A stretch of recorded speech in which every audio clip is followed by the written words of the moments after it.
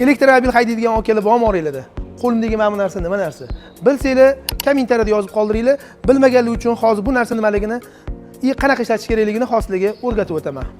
Elektromobil oldingiz. Qo'lingizga faqatgina bitta distansionni boshqarishga pult va plastik kartaga o'xshagan karta berildi. Bu NFC karta deyiladi. Bu ham xuddi bu qiladigan pult ishini bajarib beradi, faqat distansionni ishlamaydi. Uni faqat yoniga olib borib qo'yib ishlatishingiz mumkin. Bu NFC ni qanaqa ishlatish xosligiga o'rgatib qo'yaman. Bu asosan BYDlarni barcha modellarida bir xil bakoyda bo'ladi. Shuni yoniga olib borib teg'izsanglar mashinani ochadi, kerak bo'lsa teg'izsanglar yopadi.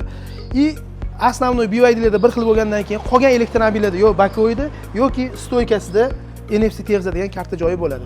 Endi buni ichkari qismdan ko'ramiz, qanaqa qilib zavod qilishini. NFC karta bilan mashinani ochib o'tirgandan keyin buni o'zini qatga qo'yib zavod qilish kerak. Oddiyroq yoki modellarimizda Sigulada bo'lsa, mana mana shu tey tomonda NFC deb yozib qo'ygan joy bo'ladi. O'sha yerga qo'yib turib mashinani bossanglar, mashina zavod bo'ladi.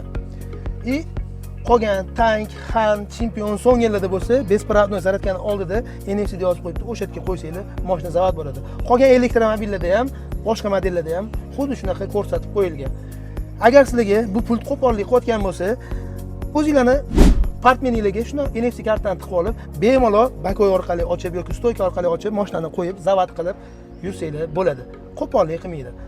Videomiz foydali bo'lgan bo'lsa, bitta like bosib qo'yinglar. Bu videoni bo'lsa, barcha elektromobil haydaydigan yaqin aka-ukalarga tashlab qo'yasizlar.